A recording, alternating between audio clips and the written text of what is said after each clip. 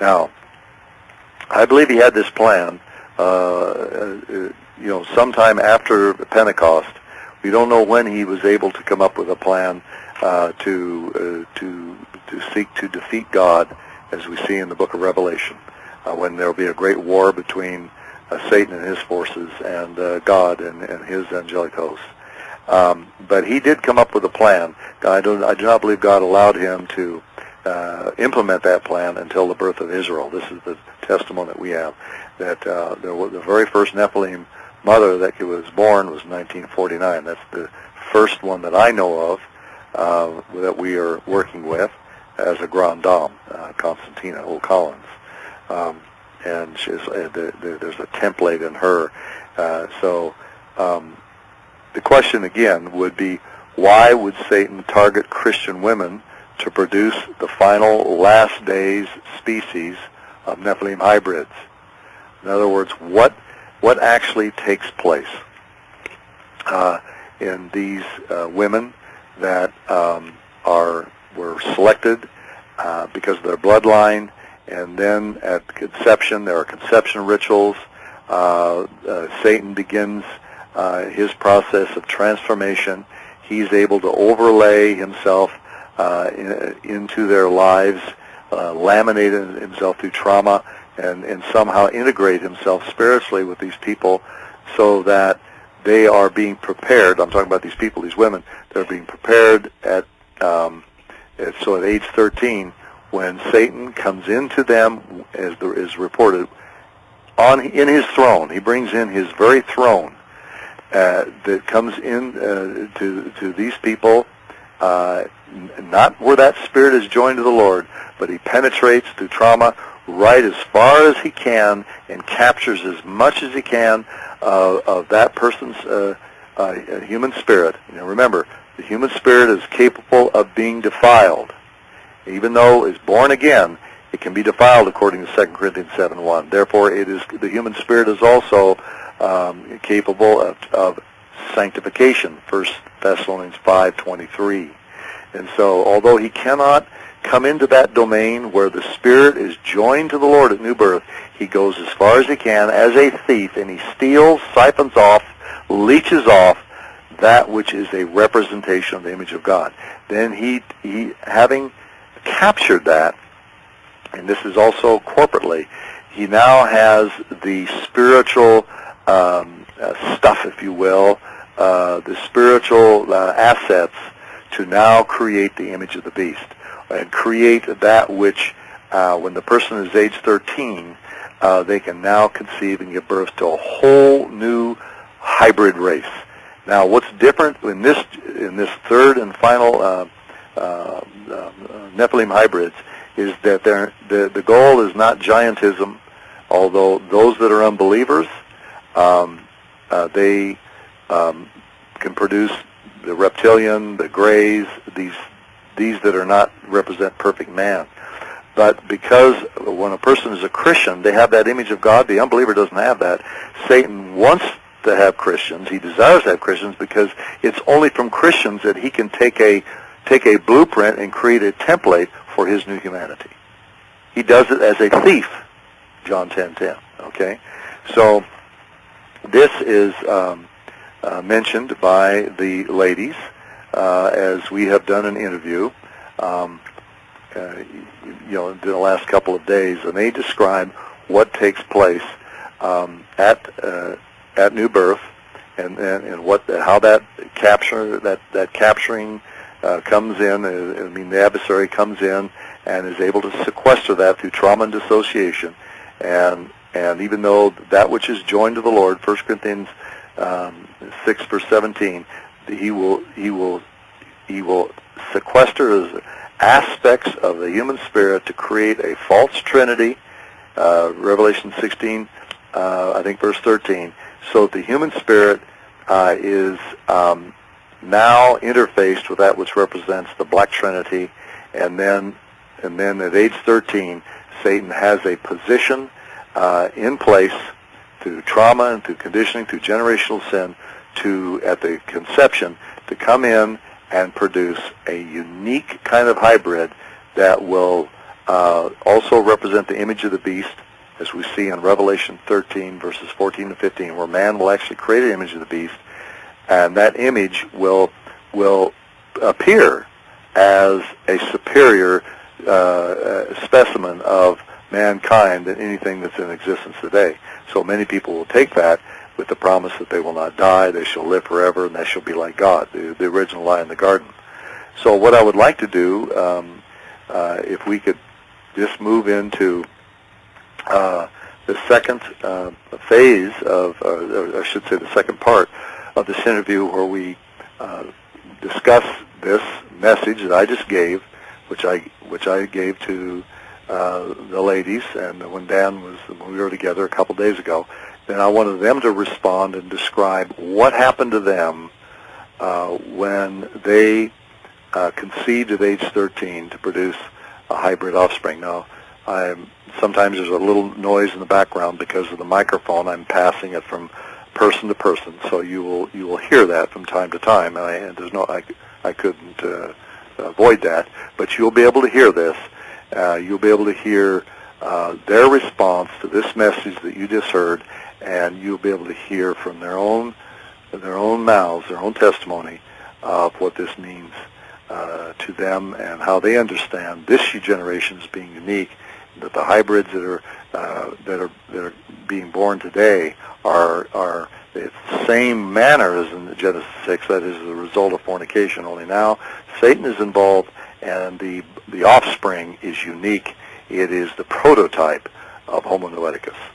So, Georgianne, do you want to switch over to part 2? And yes. Would that be all right to do that now? Yes, we will move to part 2 of SRA Nephilim Mother Update, part 6B. We'll move now.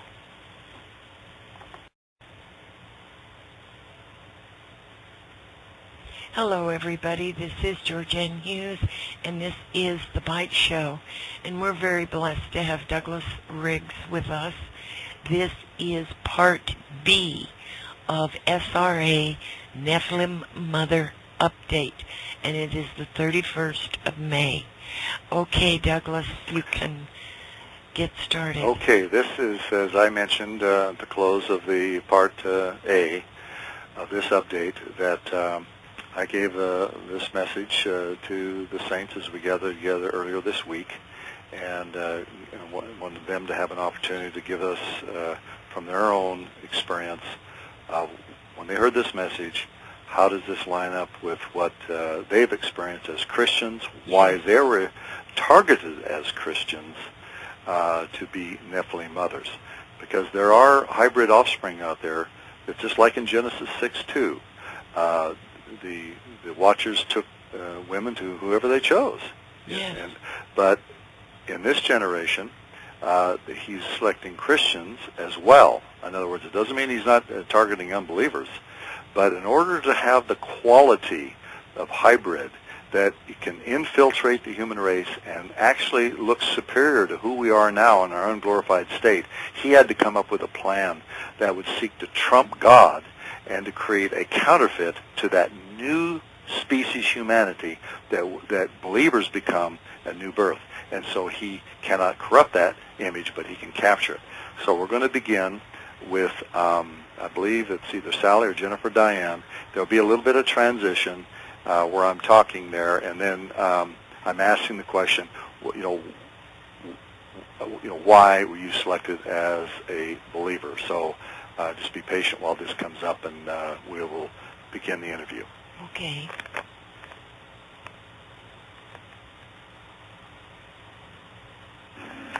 You have described that at new birth there's something that happens that the human spirit is more elastic, and with an unbeliever, Satan can do this because it would kill them, whereas in Genesis 6 they didn't die, to produce hybrids there. But to create the kind of hybrid that he is creating now requires him to capture something that involves the new birth process, as we looked at. Can you just give us your take, and then anyone? I know Sally and I have discussed this in the past, and I can't remember if we've talked about this with some of you others, but could you just comment on that, so you understand? Okay, Basically, Doug explained it really well already, but from just in doing the work, I was able to see how at the point of new birth, then so when you're born, there's that death, that deadness and trespasses and sin, and it's the image of Adam, basically. And so at new birth, then, if Christ comes in, then it's like the spirit becomes alive again. And so in order for Satan to create his counterfeit and his challenge to who Jesus Christ is, then he wants to have the, quote, perfect Nephilim that it's his challenge, essentially. And so it's not so much that that someone who's not a Christian would necessarily die if they just wouldn't have a perfect Nephilim. They can't, because there isn't that image of God that Satan can tap into, and it's like at new birth, then he starts sequestering it off. So then at the point of conception, he can come as close as he can and capture that image and it's almost like he takes takes a picture of it, or makes it like part of the DNA of this new Nephilim to have this perfect one. But it is a counterfeit, and he's using that image of God to do it, which you can't do in non-Christians. And so also in a way that it differs from Genesis is that, at least I don't think it's mentioned in Genesis, that Satan is actually involved now. And that's where I think that a non-Christian would probably die, is to have a connection with Satan. Whereas Christians, there's that where the Lord really does take it so that you don't die. Anyway, I hope that made sense. Anyone else? Anyone else have any comments on I would concur with what Jennifer Diane said. This is Sally. And I would just add that we began this work in 1990 and began very early on in the early 90s, saw that I came to know Jesus Christ at age, at a very, very, very young age. And it's almost as if the cult precipitated it and sealed it at age 2, and then began to see that part of that reason was because of the image. Everything is centered around the image. As man is created in the image of God, therefore Satan can only steal what God has done. And so he wanted to produce his new man and his perfect man. And so as the new birth comes in, as was already explained theologically, then after the new birth, then that is dissociated, and it is, in a sense, it is pulled out to where the person has no memory of even being a Christian at such an early age. And then Satan's new man is built upon that, Homo noeticus. And it is an Adam-Kadmon. In me, it was an Adam-Kadmon type structure, so that there is that perfect new man of Satan and his corporate way. And the only way that he could do that is basing that, anchoring that on a Christian, because we are related to one another in a corporate manner, and there were scriptures in Corinthians, that were members of one another. Many, many scriptures that support that. So, in order to become, Satan's network, then he links and bases it on not only the image of God, but also comes in and wants to provide that network, so that we're corporately related in a satanic oneness, in a satanic union. And so it's as if he overlays or undermines that which God has done. So, there are scriptures also about the image of the beast. Well, he takes God's image, and then in a sense he has stolen that from Christians, and just as a little parenthesis, there's a whole reason why he does that, and that's to thwart Ephesians 4:13, to thwart Jesus Christ's return, and to keep the church in a tremendous stronghold, so that God will either judge the church or that it will thwart his return. So that's another purpose, and another purpose is to create his new man. And so as we began to see that in the early 90s, this began to come out as how the Nephilim is, or what is Satan's plan with the Nephilim. It includes the image, him stealing God's image, anchoring his entire structure on that image, and creating his new man corporately in order to have that foundation to bring in the beast, the prophet, the Antichrist. Because we are created, it's another theological discussion, but there's a tripartness. Some people believe in only two parts, but spirit, soul, and body. And so, in a sense, he has also taken that as part of the image as well, and dissociated the three parts as a three-part core, and placed that and anchored that in the image through Satan's throne, as well as counterfeiting the Trinity. And so that's what we have found that's where I began to discover in the early 90s, but then I think we've also discovered that in many, many people who are Nephilem mothers as well. Thank you. I just want to insert something here. I forgot, and I'm going to be redoing that other introduction, but in John 10:10, Jesus says, "The thief comes only to steal." So right at new birth, there's been a calculated purpose to lead you to Christ by the cult. And this flies, if you make salvation the ultimate goal, you have a problem with this. Well, I can't believe that Satan would do that. Well, you don't understand what he's up to. He has to he's making a compromise. New birth, if he cannot stop new birth, but if he can capture it, control it, and utilize it for his end as a thief, then he will, and he has. And so that seed of God that comes in, if this is the last generation, then he must do something to preempt that seed coming to maturity. He must do something.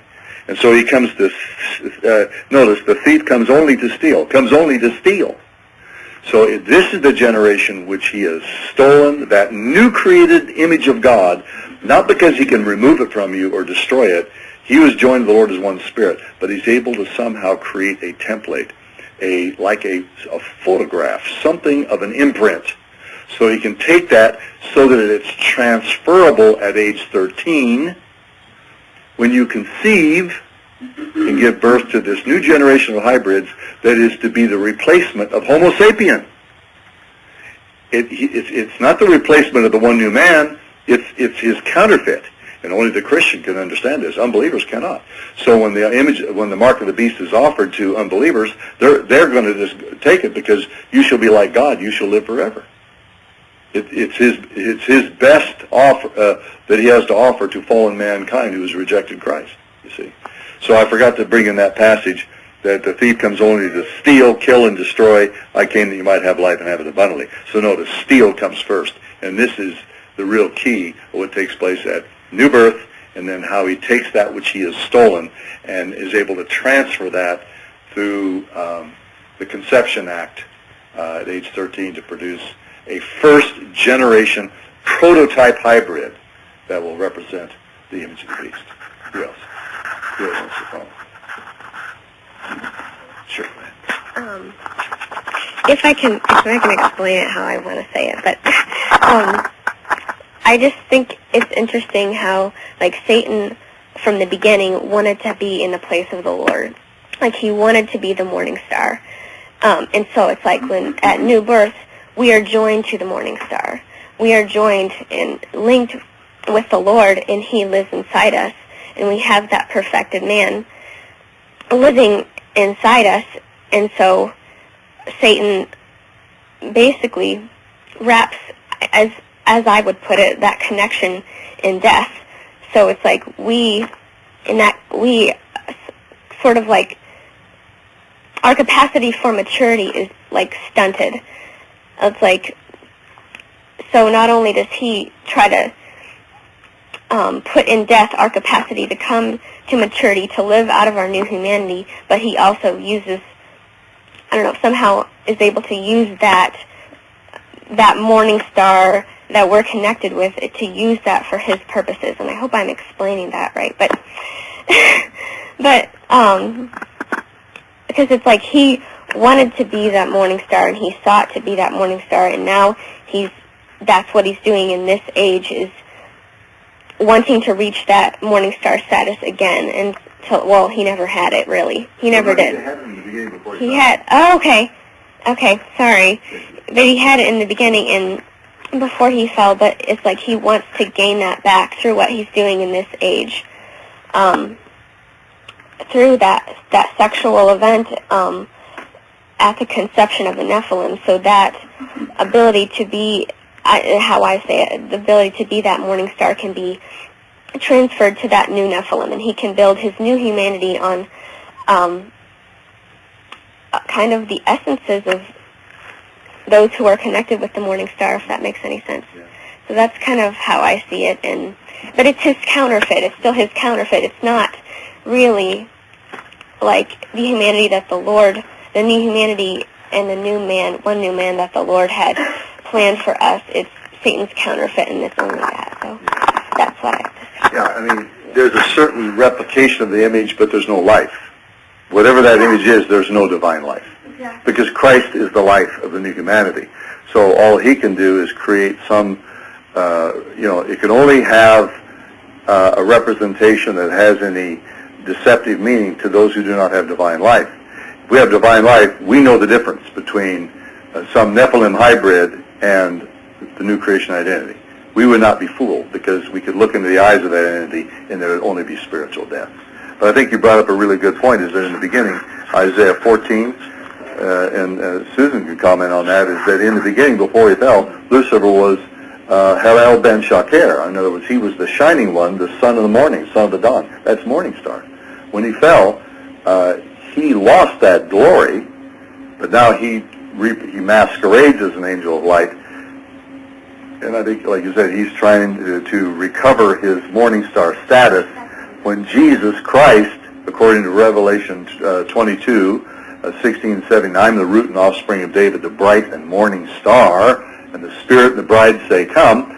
So the bridegroom is the morning star. So he is very jealous to try to gain back for himself that which Jesus Christ has obtained for us. Jesus Christ, as man, has replaced Lucifer as the morning star. And so that, you could comment on that, because I know you had some thoughts, Susan. Yes, I got up and did some studying this morning, and I started out in Isaiah 12 just to read it. How you have fallen from heaven, O star of the morning, dawn, son of the dawn, you have been cut down to the earth. Who have weakened the nations. And then it goes into the 5 I wills of Satan. What chapter are you in now? Isaiah 14, okay, chapter 12. Okay. I'm sorry, verse 12 of chapter 14 of Isaiah. And because in originally, as you already said, he can only reflect the glory of God. He does not have it within himself. And now to set up his kingdom in this time, to come forth with his homo noeticus, his corporate type of morning star company, to manifest that, he has to steal it. He has to steal it, and I think we've gone into that. And the only place he can steal that from is from the heart of Christians, where the Lord has planted his seed. And I went through and I did just kind of a study of light, because we know that Jesus Christ is the effulgence of God. He sets forth the image of God. And so whatever he can capture to keep us as a corporate company from manifesting that corporately at the end in a manifestation of the corporate morning star through Jesus Christ. So when I think of what he's actually captured, and there's a specific reason I think it started in this generation, is because we're coming down to the hour of seeing Jesus Christ manifested corporately in his people, as we see in Revelation 1, and manifested fully in his glory. So what he wants to capture at this time is that capacity for us to manifest that glory. And if he can capture it at an early age, as he had with us, working with us, bringing and mingling into our lives and capturing that at new birth to himself, then this is the way he is establishing his throne. It is the way he is establishing his rule over his kingdom as a copy of what the Lord is going at the return of his kingdom in this age. And so that's just what I was thinking about. And I know that specifically there's no coincidence that Dan was born on the day Israel became a nation, and I was born 2 years later on the day that Israel became a nation.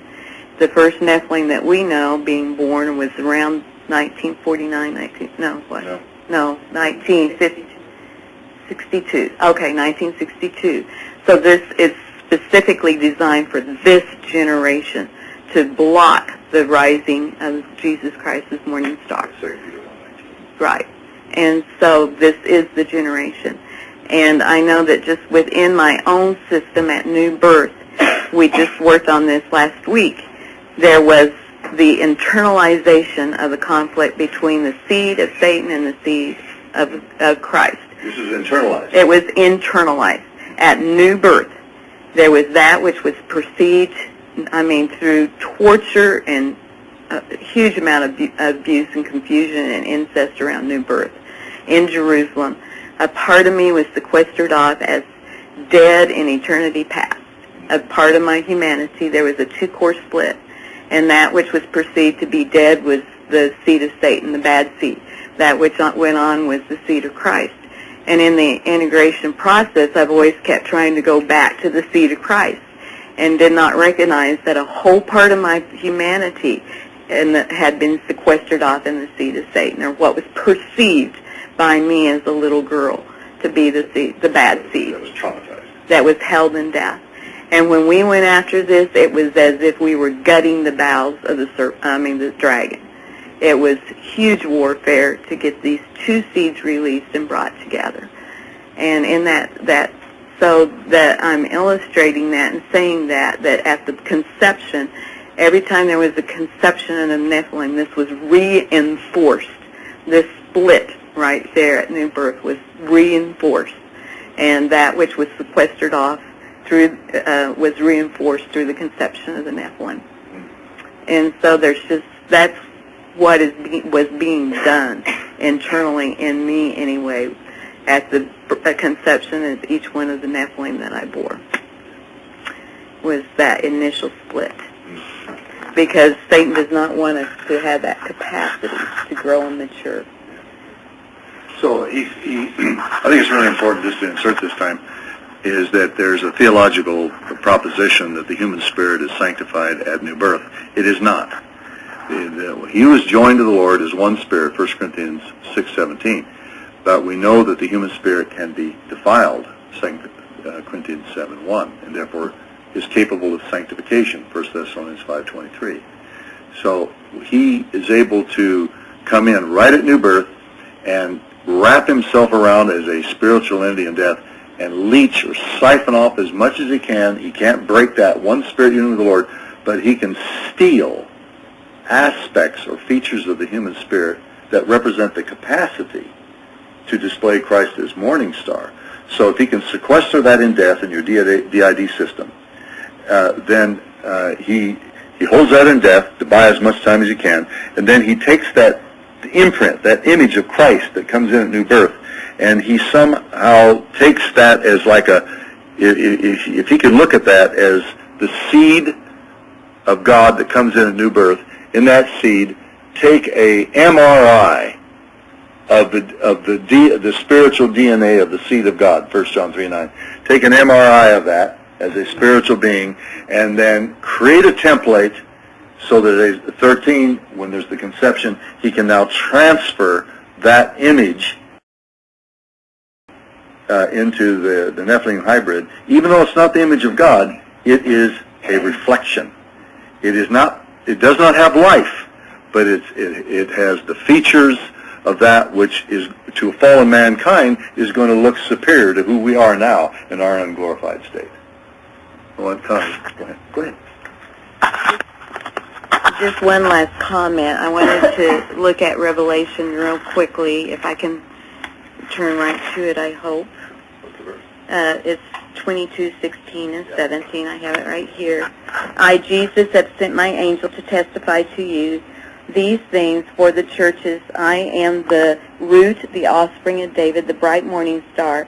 The Spirit and the bride say, come, and let the one who hears say, come, and let the one who is thirsty come. Let the one who wishes take the water of life without cost. And I think that throughout all of this ordeal, if I did not have the promises of the Lord Jesus Christ in returning for his people, this has been the anchor of what has held me. Just within the last 10 years, I was taken into a country, into an underground system in a mountain range, and I was displayed. Before me was the supposedly creations that they had created from a lot of my seeds. My seeds were harvested because of my bloodline, and I was actually they displayed before me this new race of species they had created from my seeds. And at that point in time, had I not known that Jesus Christ had something far greater for me, there would be no reason to go on. It was as if this was my fruit.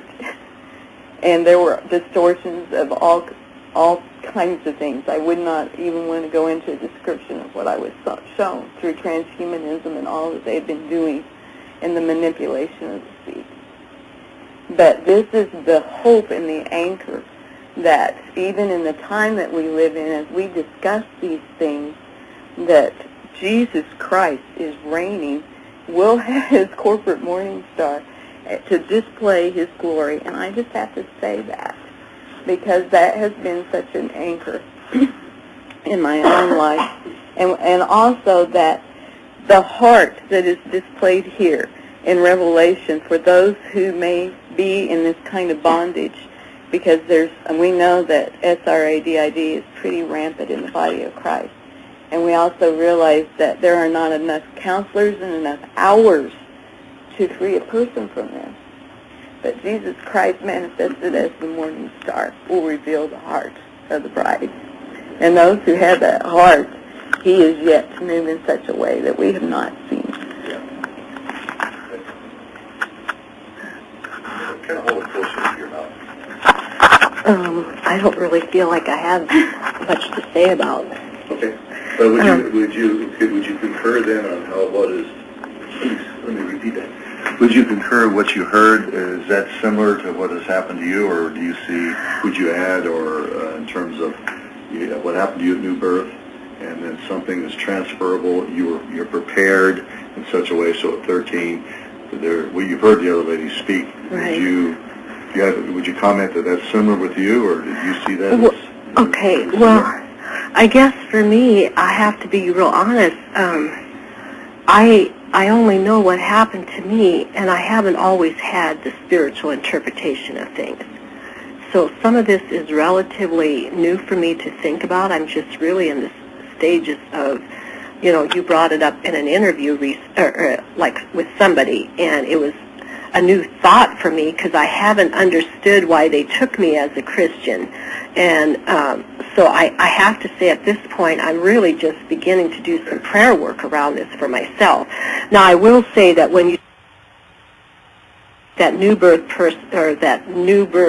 that essence, and be like almost like an MRI, and the transfer at 13, they not only transfer the image, they regress you back into, like, at least for me, they regress me back into that initial point of where the heart responded, even though I was so young. I didn't really understand what it was on a cognitive level. I just knew that something was stirred within me, and there was a heart response.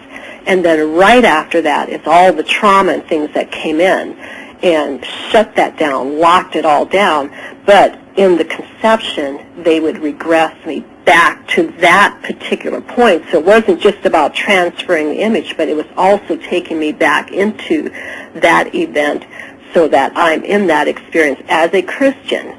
You know, now I'm an adult, my body, you know, or I'm 13 or whatever, and my body is in this event, but for all practical purposes, I am a very tiny little girl in just where that heart responds to God.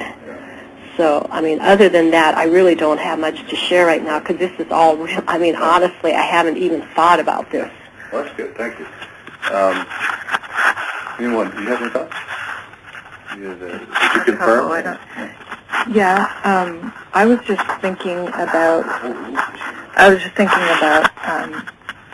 the preparation, the groundwork that was laid at conception in the scoring of my body, soul, and spirit, where the template for the Black Trinity was laid down. My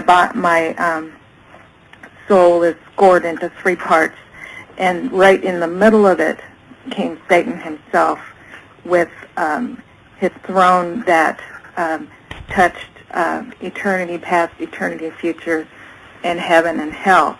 And it was like, and that, I think, I see that as a capacitation to be able to conceive the Nephilim. But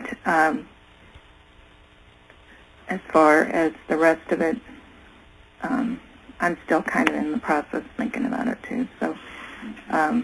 Well, can I just say something? I think what was not brought up until you brought this up, Julie, is that the actual template, because of bloodline, comes in at conception, and it's not so much a scoring of the soul; it's a scoring of the human spirit, because everything is anchored to the human spirit. The soul can have all kinds of programming and altered dynamics, and many counselors never get beyond the soul. But when you get down to the level of the spirit, and when we broke into that domain in 2003, and even before we were dealing with that, but not really understanding the theology. Yeah, okay. But I mean, in terms of me using a consistent protocol, we're still kind of exploring back in the earlier times between soul and spirit. You're going to be aware of that more than I would be, as Sally's speaking. But the actual template comes in at conception.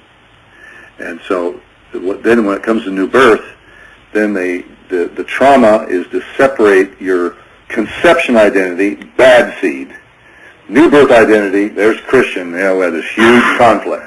You got light and dark, good and evil, God and Satan. It's just right inside now. We have the seed of the serpent and the seed of the woman right there inside. And so in the phenomenology, we have to bring together the conception identity with the new birth identity in order for you to be reconciled at a spiritual level of these core conflicts.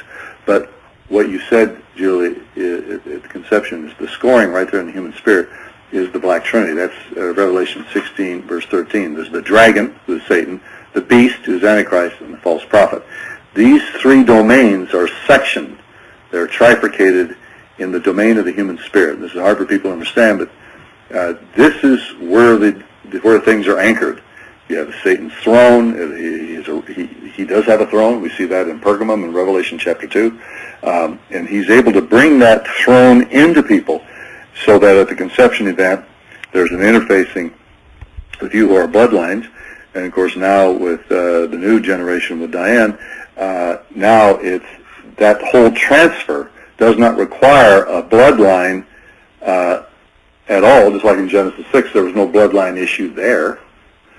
But it's in us to whomever they choose. We live in that time frame that is exactly parallel to what we see in the days of Noah.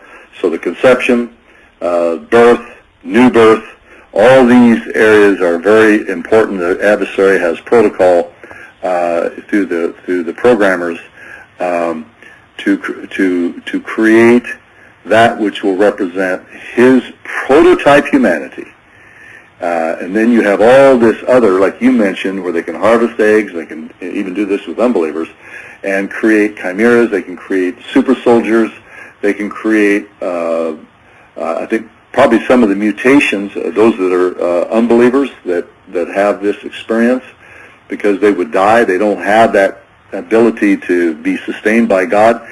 So the enemy can only go so far, and what is the result of the offspring of those who are not Christians? Very similar to the days of Noah. You can have reptilian, you can have giantism, you can have grays, but that's not the prototype. The prototype is that which only can be created by Satan through Christians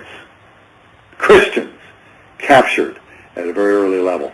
And I think this is where the church is so asleep, because the church's theology, we can't go there. The conception, the mental conception, theological conception, there's not an adequate framework for the church to grasp the level of captivity that God has allowed himself to be taken captive in this generation. I think one of the illustrations of that is found in Psalm 78.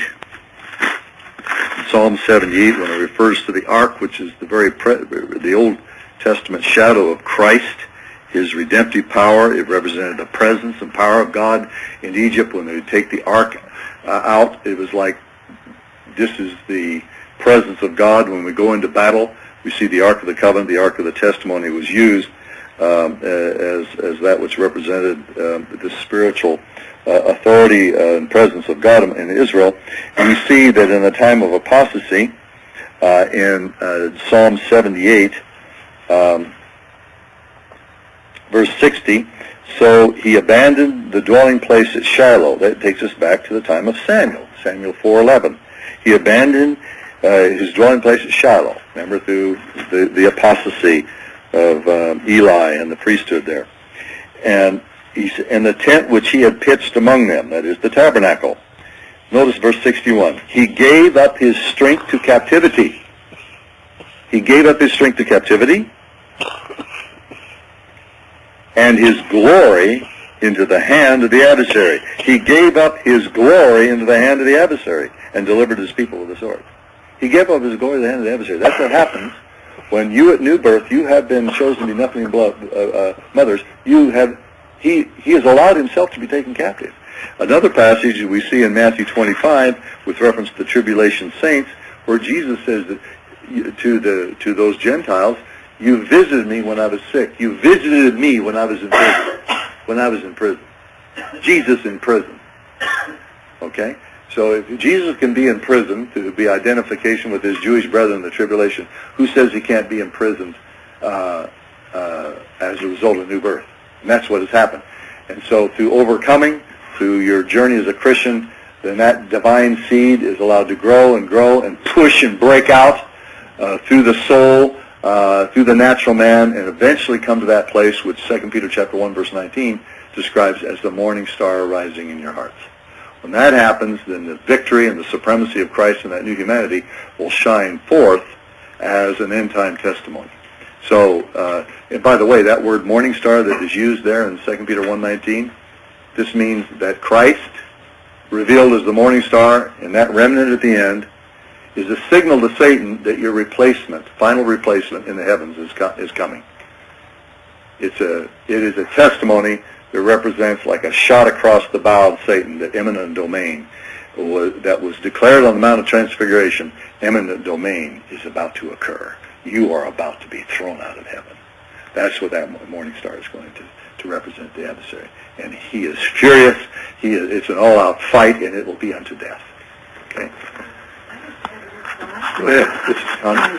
And I might be way off in left field with this, but as we're talking about how it has to be Christian women, well, okay, so we're talking about an experience that happened, was planned when we were very, very young.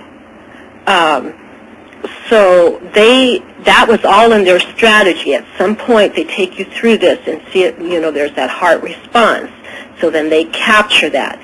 So this is for women that may believe that they are a Nephilim mother, but they don't see themselves as Christian. That, if, like for me, I was programmed in my presenter